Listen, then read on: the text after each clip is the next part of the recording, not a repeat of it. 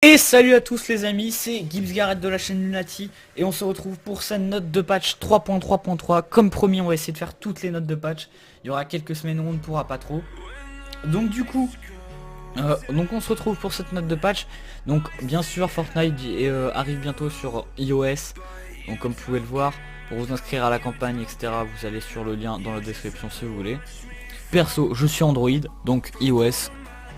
Je ne vais rien dire sur iOS. Donc du coup il y a l'ajout de l'explosif télécommandé, donc qui est rare, il se trouve dans les ravitaillements, les coffres trésors ou au sol. Il est disponible par 4 et on peut en avoir que 10 au maximum. Donc la grenade fumigène a été mise dans le coffre, donc ça je sais pas ce que c'est. Il y a des corrections de bugs, le fusil de chasse sans lunettes a été simplement renommé en fusil de chasse. Correction de l'absence de plusieurs effets d'impact sur les projectiles de chasse. Donc mode temporaire, donc qui va être actif dans 3 jours ou 4 jours, je ne sais pas trop. Donc dans 4 jours, dans Blitz, donc la tempête est bien plus courte, ce qui donnera des parties beaucoup plus rapides et très intenses. La durée des parties donc est maximum, donc si vous mourrez dans la zone à la toute fin, ce sera 15 minutes. Alors quand la partie commence, le cercle est déjà en train de se refermer sur l'île. Donc les champs d'apparition, du coup voilà, ça va être des trucs qui vont être changés. Ce sera pour se looter plus facilement quoi. Donc les coffres au trésor, etc. Bon, ça c'est des petites corrections de bugs. Donc l'interface, c'est encore des corrections de bugs, de l'animation, etc. Le son, du son, de l'animation, donc ça on sent, c'est des corrections de bugs de son, etc. Donc après le sauver le monde, nous on n'y est pas trop. Donc du coup, ce qu'il faut surtout retenir, c'est il y a aussi les nouveaux skins qui vont arriver demain, si je me trompe pas, pour la Saint-Patrick ou après-demain. Mais normalement, ça devrait être demain. Donc avec ces beaux skins, donc sur ces skins, il y aura donc il y a celui tout à gauche, donc qui fera un petit peu style lutin. Perso, pas très classe, hein. J'aime pas trop. Après, il y aura celui, celle juste un peu à droite. Donc très classe, qui coûtera 1500 V-Bucks celui-là, avec un beau bouclier dans le dos. Celui un peu à droite qui sera pareil de rareté rare, je crois, donc 1200 V-Bucks. J'aime pas trop. Et le dernier qui sera de rareté légendaire, qui coûtera 2000 V-Bucks, qui n'aura pas de sac à dos.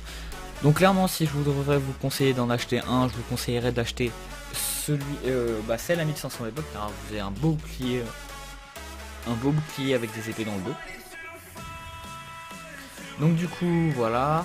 Et donc du coup je vais vous laisser sur les petits lamas. Donc voilà ce que ça rapporte. Donc les lamas, il y a aussi un lama, donc c'est des nouveaux ravitaillements. Il n'y en aura que 3 dans une partie, donc c'est extrêmement rare. Sa position en plus est aléatoire. S'ouvre comme un coffre, par contre ça dure un peu plus longtemps. Il y aura 500 de bois, 500 de métal et 500 de pierre. Il y aura 10 piles de chaque munition, 3 pièges et consommables. Donc l'ajout de l'explosif. Et du coup par contre ce que je voulais dire, c'est que il y a une mission qui est de trouver des camions de glace. Mais le problème de cette mission, c'est que elle est pas terrible. Quand c'est facile, c'est pas ça, c'est n'essayez pas de détruire le camion de glace. Je peux vous le garantir, déjà vous gagnez pas de métal en tapant dessus. Il a 100 000 points de vie. Et c'est très long à casser, même à 4, on a mis très longtemps. On était que 3 par qui qui étaient morts. Et du coup vous gagnez strictement rien en le cassant. Donc je vous déconseille de faire ça. Je l'ai fait, donc je vous laisse sur ce petit gameplay. Pour voir ce que ça fait. Et sur ces lamas pour vous montrer. Allez, ciao, bye.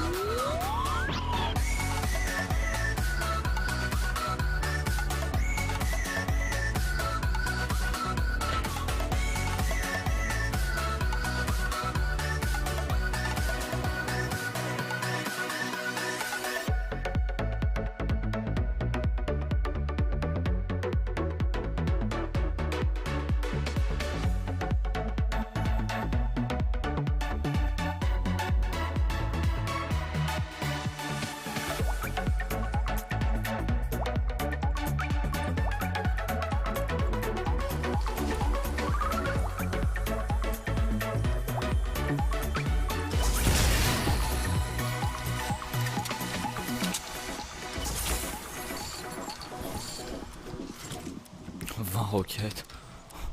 Pour qu'il bande.